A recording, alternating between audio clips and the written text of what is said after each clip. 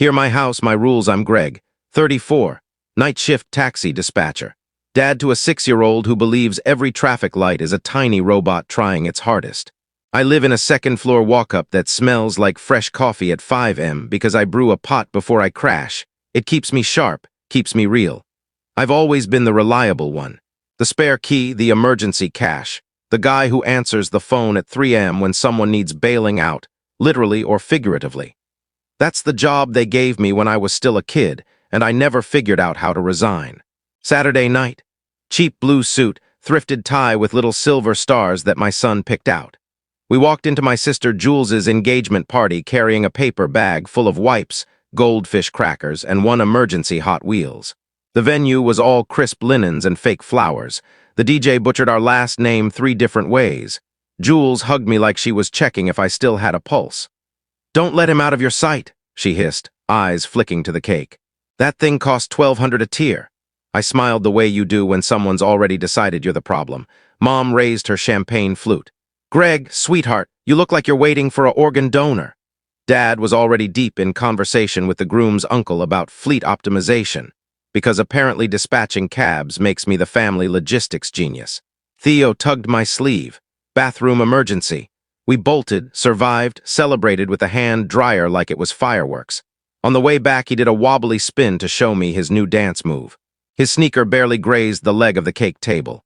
Barely. The top tier slid anyway, like the universe had been waiting for an excuse. The room inhaled all at once. I lunged, too late. Frosting exploded across the floor. A single sugar rose rocketed into the shrimp display like a missile. "Get out of my house or I swear I'll call the police," Jules shrieked. It wasn't her house. It was a rented ballroom. Didn't matter. Ownership is a feeling, not paperwork. My nephew, her future stepson, started clapping like it was the best show he'd ever seen.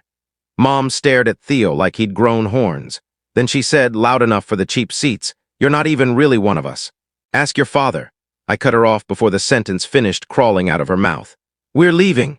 I scooped my son, pressed the Hot Wheels into his hand, and walked out while the DJ murdered the music into silence. 3 hours later, after cocoa, after scrubbing buttercream out of laces, after tucking a confused 6-year-old into bed, there was a knock that sounded like a judge's gavel. 2 officers filled my doorway. "Mr. Halpern," the older one said, checking his notebook, "we're not here for you." He tilted his head toward the stairwell. "We're here for your father." Turns out the cake was only the spark. The gasoline had been collecting for years. It started when I was 13, holding Mom's old flip phone, lying to doctors about why we couldn't pay up front. Jules got the spotlight, I got the bill. When Dad lost his job, I worked weekends at the gas station and handed the cash straight to the mortgage. When Jules wanted the fancy out-of-state school, I stayed local, worked nights, kept the lights on at home. I became a dispatcher because I'm good in chaos. Phones ringing, people yelling, someone always bleeding or broke or both. I fix it, I get them home. Theo showed up and the world got small and perfect. His mom and I didn't last, but were decent co-parents. Shared Google calendars, too many photos of finger paintings, the works. Family still treated my life like a communal ATM. "Greg, can you comp rides for the Bachelorette?" "We don't comp rides, Jules." "God, you're so stingy since the divorce." Then Dad wanted a family business account at my company. I said no. A month later, paperwork showed up at my apartment. My name, my address, Dad's phone number. I shut it down, thought that was the end. It wasn't. Little charges started appearing. $20 here, 50 there, dentist, vet. New tires that mysteriously became custom rims. I kept a spreadsheet because that's what I do, track things, solve things. Eventually, I stopped calling them loans and started calling them gifts because it hurt less. Then came the engagement. 8 weeks from proposal to party. Jules announced in the group chat that I'd be handling transportation because of my connections. I don't have connections. I have a job I can't risk. Mom texted privately. "You don't have a wife, Greg. Your expenses are low. It would mean so much." Translation: your kid doesn't count as real family when money's involved. I offered 1 shuttle bus at cost, direct pay to the vendor. Dad called it making things complicated. Jules demanded I Venmo half the cake cost because I owed her from college. I never answered. I had to work. People needed actual rides. The night of the party, they were primed to explode. The cake falling was just the excuse they'd been waiting for. Mom's line about Theo not being really ours wasn't a slip. It was a threat: stay in line or we'll hurt you where it cuts deepest. We left. I blocked the group chat when they started demanding $3,000 for emotional damages by midnight. At 12:21 a.m. the knock came. The officers laid it out plain. Identity theft, fraudulent accounts, credit apps in my name, charges to the bakery, the shuttle company, ride accounts. Everything run through Dad's phone and a Gmail address that was mine except one strategically placed period. Dad showed up behind them in his wedding tie, no jacket, trying to barge past like this was a misunderstanding at Applebee's. Tell them you authorized it, Greg. It's a family account. Family accounts aren't fraud, Dad. The younger officer put a hand on his arm. Dad looked shocked anyone would touch him. They took my statement, Theo padded out in his socks and hid behind my legs, and I signed the trespass order without hesitation. Mom called on speaker. Did you call the police on your own father? You're ruining your sister's life. Dad ruined it when he stole my name, Mom. She pivoted instantly. That boy isn't even, I hung up. The next days were paperwork and fury. Frozen credit. New bank accounts. New phone plan. New locks. New everything.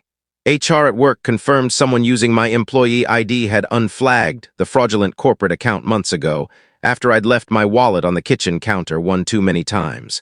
The detective said this happens more than people think. Trust is a hell of a skeleton key. Jules posted passive-aggressive Instagram stories about betrayal. Mom sent forgiveness memes. Dad texted from burner numbers asking me to fix it. I answered none of them. Mark Jules's fiancée messaged from an unknown number. My family's a lot. Yours is something else. Weddings postponed. For what it's worth, your kid didn't knock the cake alone. My nephew tripped him. He's terrified of your mom. Sorry, I didn't reply. Some apologies are just damage reports. A DNA kit showed up anonymously a week later. I almost threw it away. Then I realized it wasn't for them. It was for the poison seed they tried to plant in my son's head. Theo and I spit in the tube together. He called it a science experiment. Results came back 99.99% mine. I didn't celebrate. I just breathed for what felt like the first time in 20 years. I wrote one final message to the family thread and left it on read. Never use my name, address, or ID again. Contact is now email only and only for actual emergencies involving Grandpa. One more word about my son's paternity and you'll hear from attorneys. The bank is closed. Forever. Then I muted it, took Theo to the park, and learned how to make a paper airplane that loops. People think no contact is the dramatic part. It's not. The dramatic part was the 34 years before it. The quiet part afterward, changing locks, pulling credit reports, eating the early termination fee to get off the family phone plan. That's the real work. But I'm good at work. Last night we walked past a bakery. Theo smushed his face to the window at a 5-tier masterpiece. The baker came out with a white paper bag. 2 chocolate chips, she said. One for the little man, one for the dispatcher who got my driver home safe in that ice storm last January. I started to say I didn't remember, but she waved it off. People remember when they feel safe. Theo handed me the bigger half of his cookie without being asked. Daddy, are we still a family even if Grandma's mad? Especially because she's mad, Bud. He nodded like that made perfect sense, leaned against my side and watched a cab roll by, its roof light blinking red, yellow, green. Little robots doing their best. My house, my kid, my life. If you knock from now on, you'd better bring honesty and a receipt.